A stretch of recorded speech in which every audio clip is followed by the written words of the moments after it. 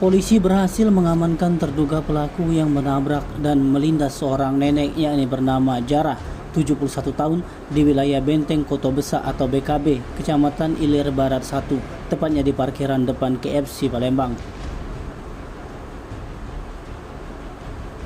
Dikatakan Kapolrestabes Palembang Kombes Pol Haryo Sugihartono didampingi Kasat Reskrim AKBP Haris Dinza saat diwawancarai mengatakan anggotanya telah berhasil mengamankan terduga pelaku berinisial ZI.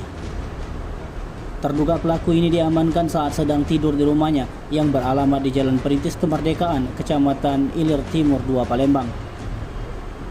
Diketahui sebelumnya, seorang nenek-nenek di Palembang bernama Jarah yang mengalami patah tulang di bagian tangan dan kakinya usai ditabrak korban lari oleh mobil minibus jenis Avanza dengan nomor polisi BG 1088AY berwarna hitam.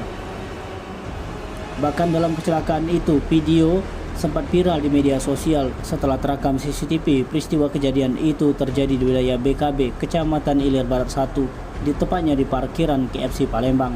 Kendaraan, kemudian viralnya mengalami luka-luka dan dibiarkan.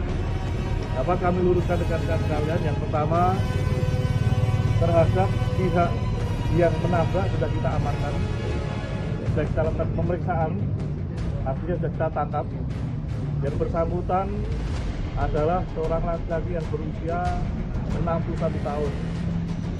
Berdasarkan penjelasan baik dari nenek korban maupun yang bersangkutan tersangka, pada prinsipnya bapak tersebut tidak meninggalkan. Namun ketika tertabrak, sempat menolong, diangkat, kemudian diantar ke rumahnya di sebelah lorong.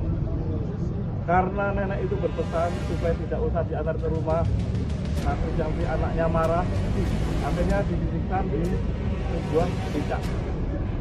Harapannya diantar. Namun karena tidak ada pembicaraan lebih lanjut terkait tentang bagaimana proses pengobatannya, dan setelah itu anak daripada korban sempat bertanya-tanya dan mungkin saya tidak tahu yang menyebarkan di medsos siapa yang Tim Liputan Sumsel Update TV melaporkan.